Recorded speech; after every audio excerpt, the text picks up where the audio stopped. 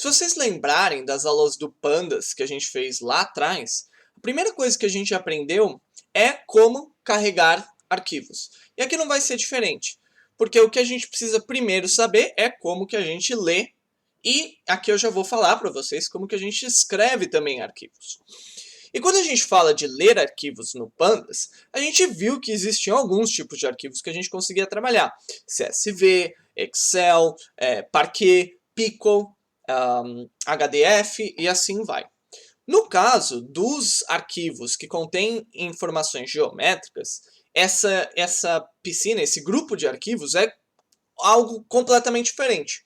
Por quê? Porque eu preciso armazenar essa informação das geometrias. E aí não é um arquivo, por exemplo, CSV, que vai conseguir armazenar esse tipo de informação. Não é um arquivo adequado para isso. Existem arquivos específicos para essa finalidade. E aqui eu estou destacando 4 dos mais populares dos formatos de arquivo que vocês provavelmente vão encontrar. Isso aqui não é uma lista extensiva, que eu não estou falando todos os formatos, tem muito mais que isso, mas esses são os provavelmente que vocês vão encontrar. O primeiro deles é o Shapefile. E o Shapefile, ele é talvez o mais popular dos formatos de arquivo, e é o formato de arquivo que, por exemplo, o IBGE disponibiliza para a gente acessar, mas em essência, o que ele é um conjunto de 5 arquivos diferentes, e esses 5 arquivos armazenam informações como as informações geométricas no arquivo, as características que não são geométricas, então, por exemplo, o nome da cidade, o código da cidade e tudo mais, são colunas que a gente viu no nosso GeoData Frame, e eles têm colunas para adicionar diferentes classes de informações a esse conjunto de informações geométricas. Então, na verdade, o Shapefile é um formato de arquivo que, na verdade, contém 5 arquivos ao mesmo tempo. E a gente pode olhar para esse Shapefile, por exemplo, pegando aqui, eu estou com a pasta aberta, do visualização de dados, que é essa aula. Se vocês vão ver que nessa pasta tem um arquivo chamado bruf2021.zip, que eu baixei diretamente do IBGE. Se você abrir esse arquivo, ou abrir o zip, vocês vão ver que ele tem justamente 5 arquivos, dos quais tem um que é absolutamente muito maior do que todos os demais, que é justamente o .shp. E aqui é onde está armazenado justamente as minhas geometrias. Só que o Shapefile ele é definido completamente por todos esses 5 arquivos distintos aqui. Então, Shapefile, provavelmente um dos que vocês mais vão encontrar, é um formato de arquivos combinados. Depois a gente tem o GeoJSON. Se a gente for olhar para o GeoJSON, o que ele é? É um arquivo JSON. Nada mais é do que aquele arquivo JSON que a gente já conhece, né, que é formado por chaves, e aí cada chave tem valores específicos. Só que a diferença principal do GeoJSON é que ele foi feito para armazenar numa dessas chaves de valores as informações geométricas. Então, se a gente abrir um arquivo GeoJSON, como é o caso de um outro arquivo que está contido aqui na pasta de visualização de dados, então eu vou clicar aqui para abrir com o Notepad++, e aí ele vai demorar um pouquinho para carregar, porque ele é razoavelmente comprido, esse arquivo. Eu vou mostrar ele aqui, e a gente consegue ver que ele tem as características que a gente já esperaria, né? Que são aqui o código da UF, o nome da UF, a sigla e tudo mais. Então isso aqui são chaves e valores. Vejo que ele colocou isso dentro de um atributo propriedades. Mas ele tem um outro atributo aqui, geometria, que se a gente for andar para o lado, e aí ele vai dar uma travada na hora que eu fizer isso, vocês vão ver aqui que ele tem aqui os meus pares de coordenadas, sendo representados para um objeto polígono. Então o GeoJSON, ele tem sempre esse atributo geométrico, mas ele é um formato de arquivo que é um JSON que a gente estaria acostumado. Daí a gente tem depois outro formato de arquivo muito popular, que é o TopoJSON. E o TopoJSON, diferente do GeoJSON, o GeoJSON ele gera polígonos, essencialmente para cada geometria específica. O TopoJSON ele utiliza o que a gente chama de arcos, que são simplesmente sequência de pontos, de tal forma que cada polígono ou linha que eu tenho na minha geometria é uma sequência de arcos. E aí, esses arcos, porque vamos supor, eu tenho um estado, ele faz fronteira com outra. Existe um conjunto de arcos, com uma fronteira que é compartilhada entre esses dois estados. Então, o arco ele pode ser utilizado mais de uma vez, só que ele é definido uma única vez. Então, o TopoJSON ele é um formato que é econômico, ele é uma evolução do GeoJSON, no sentido de que ele consegue ser menor em termos de tamanho. E até por isso ele é muito popular em aplicações, em aplicativos ou programas como o Power BI. Power BI utiliza o TopoJSON como principal tipo de arquivo geoespacial para colocar figuras na tela, né? E por fim, a gente tem o GPKG, que é um formato de arquivo que está se tornando cada vez mais popular, que é um formato de arquivo que eu diria que seria equivalente ao Parquet, só que para dados geoespaciais, porque ele é compacto, ele é independente da plataforma, e ele é num padrão aberto, ele é definido pelo Open Geospatial Consortium, e ele foi pensado para ser utilizado, por exemplo, em plataformas mobile. Então é um formato de arquivo que está se tornando cada vez mais popular e que é esperado que você vai encontrar com mais frequência, mas ele é como se fosse um arquivo binário qualquer, então nem adianta eu abrir um GPKG aqui para vocês, que não vai dar para ver nada diferente nele. Mas assim, esses são os 4 formatos de arquivos mais populares com o qual vocês vão trabalhar. Entretanto, existe toda uma outra gama de formatos de arquivos que eu não citei aqui. Por exemplo, tem um formato de arquivo que é o DPKG, por exemplo, se não me engano, que ele é utilizado para armazenar quando eu tenho um mapa que tem várias e várias camadas. Mas você consegue lidar com esse tipo de arquivo. Na verdade, você consegue lidar com quase todos os tipos de arquivo. E a biblioteca que é responsável por fazer essa interface com os arquivos é a Fiona. Então você veja que o GeoPandas ele tem várias dependências. E o Fiona, que é o nome da mulher do Shrek, ela é a biblioteca responsável por lidar com abertura e com escrita de arquivos. E aí, através do Fiona, a gente consegue ver todos os tipos de arquivo com o qual a gente consegue trabalhar.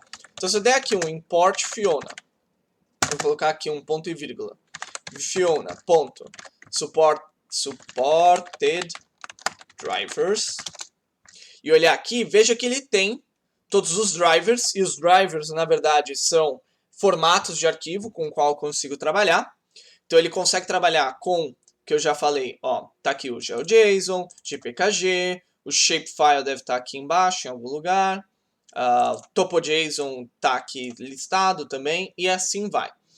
Note que do lado, isso aqui, ao invés de devolver uma lista, ele devolveu um dicionário. Por quê? Porque para cada tipo de arquivo, tem operações de leitura e escrita que eu posso realizar. Então, por exemplo, no caso do arquivo ArcGen, ele só consegue ler, mas ele não consegue escrever arquivos nesse formato. É o mesmo caso, por exemplo, do TopoJSON. Eu consigo ler arquivos em TopoJSON, mas eu não consigo escrever em TopoJSON, que é uma coisa que vocês precisam estar cientes.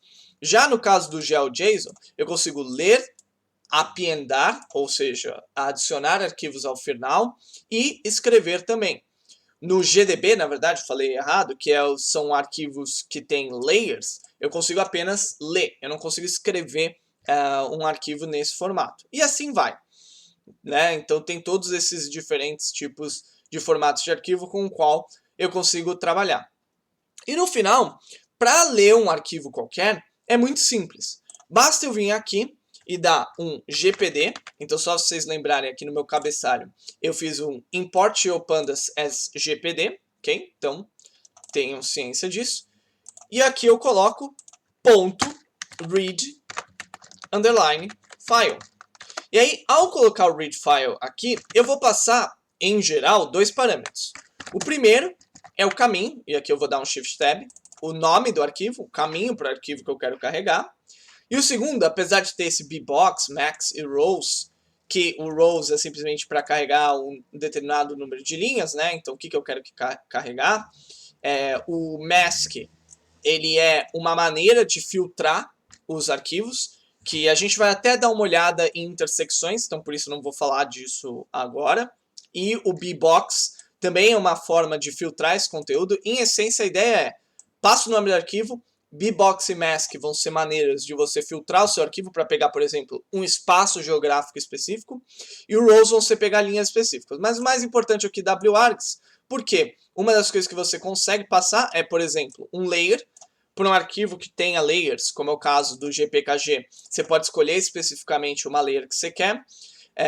E para o caso de arquivos que estejam em formatos específicos, você consegue passar qual que é o driver associado. Você consegue colocar aqui driver, e aí você passa o nome de um Fiona driver qualquer, por exemplo, OpenFileGDB, e ele vai processar aquele arquivo por meio daquele driver.